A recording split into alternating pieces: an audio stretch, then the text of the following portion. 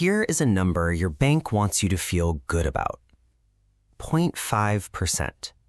Half of 1% on your savings. The money you sacrificed, the money you didn't spend, the money you were responsible with. Here is a number your bank does not advertise. $40 billion in profit, 1 year. Now ask yourself, where does $40 billion come from? It comes from the spread, the gap between what they pay you and what they charge everyone else. It comes from the math they built and the math they never taught you. You think you're a saver. The bank thinks you're a donor. And I'm going to show you the math that proves your savings account is a 99% commission loan you are giving to a multi-billion-dollar corporation, completely voluntarily, every single day. By the end of this video, you will understand the spread, the invisible math trick that allows banks to take your $10,000 and turn it into a private money printing machine. For themselves. Not for you. For them. Let's run the numbers. Here is where it gets ugly. You deposit $10,000 into your savings account. Your bank pays you 0.05% interest. That is not a typo, 0.05%. On $10,000, that is $5 a year. $5.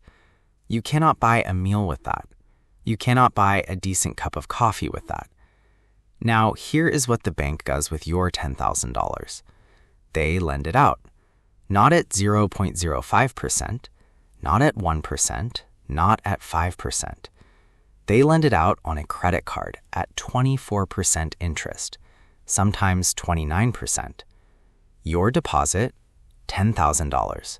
Bank pays you 0.05% equals $5 a year. Bank charges 24% equals $2,400 a year. Bank's net gain, $2,395. Your net gain, $5. The bank makes $2,395 from your money. You make $5. That is not a savings account. That is a 99% commission structure where you are the product, the investor, and the last to get paid. There is a term in banking for this. It is called the net interest margin. It is the gap between what the bank earns on loans and what they pay on deposits. For the biggest banks in America, that margin sits around 3 to 4%. Sounds small. It is not small. Applied across trillions of dollars in deposits, your money, your neighbor's money, your parents' retirement savings, that margin generates tens of billions of dollars every single year. And who funds that margin? You do. You take 100% of the inflation risk, the bank takes 99% of the profit from your capital. There is a name for this in the hidden math. We call it the loyalty tax. The more loyal you are to your savings account, the longer you leave it there, the more you trust the system, the more you pay. Your loyalty is their revenue. Think about that. Most people save more as they get older. They become more conservative. They move money into savings accounts, money market accounts, CDs. They do exactly what every financial advertisement tells them to do.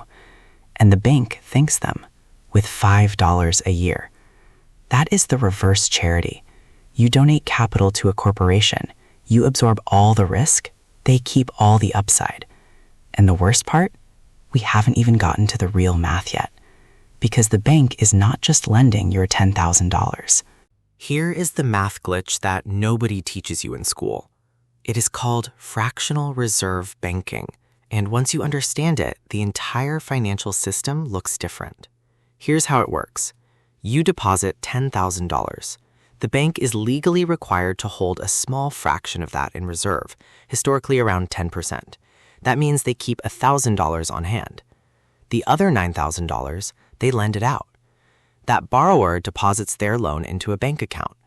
That bank now lends out 90% of that, $8,100. That borrower deposits their loan. That bank lends out $7,290.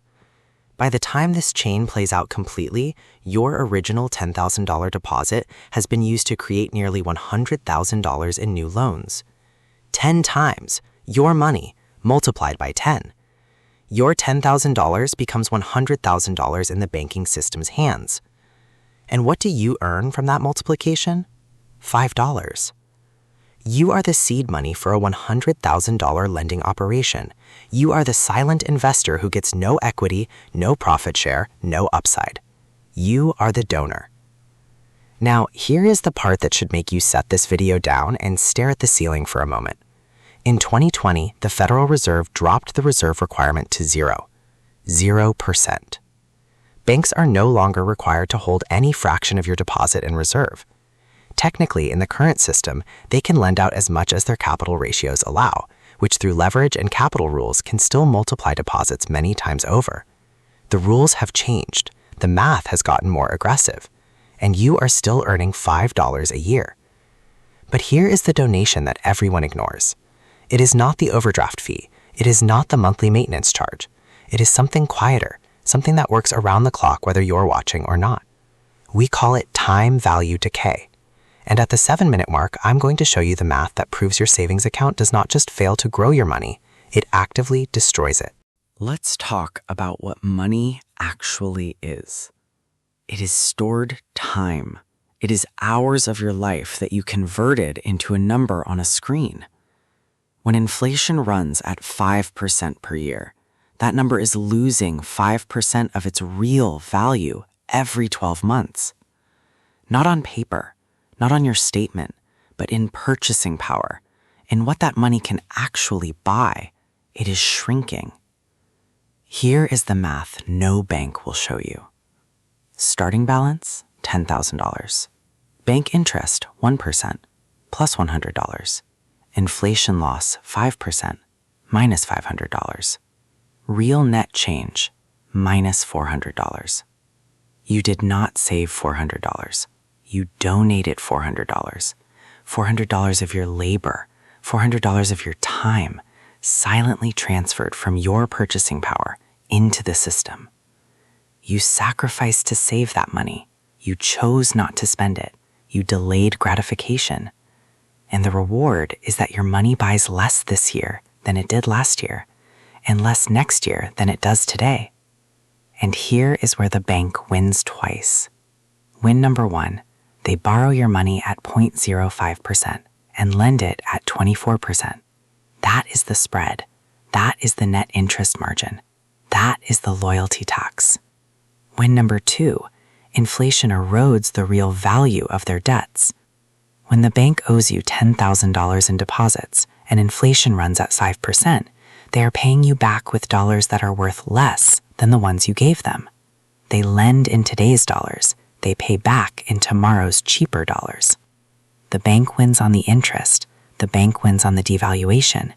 You take on both losses simultaneously, and you call it being responsible. This is not an accident. This is a machine. It was designed this way. The math was built before you were born, and the only people who escape it are the ones who stop being donors and start reading the blueprints. I am not going to tell you to buy stocks. I am not going to tell you to invest in crypto, real estate, or a course that costs $997. I am going to tell you one thing. Stop being a donor. Start being a mathematician. Here is what that means in practice. First, understand the spread. Know the difference between what your bank pays and what your bank charges. That gap is your donation. Make it as small as possible. Second, understand inflation as a silent tax. Every year your cash sits still, it is not standing still. It is moving backward. Real returns are all that matter, not the number on your statement. Third, understand that the system is not broken. It is working exactly as designed. It is designed for the people who understand the math. The question is which side of the math you want to be on. The bank is not evil. It is mathematical. It follows incentives. It takes what is offered. You have been offering it everything. That ends when you understand the blueprint. And if you want to see how the people at the very top of this system, the ones with $200 billion in assets, have engineered a way to not just avoid the loyalty tax, but to run the exact opposite play, then your next video is already waiting for you. It is called the Billionaire Glitch. It is the video that shows you how the 1% uses the same banking system, the same math, and turns it completely in their favor through a strategy called buy, borrow, die. Watch the Billionaire Glitch here. The math does not lie. The question is, are you finally ready to read it?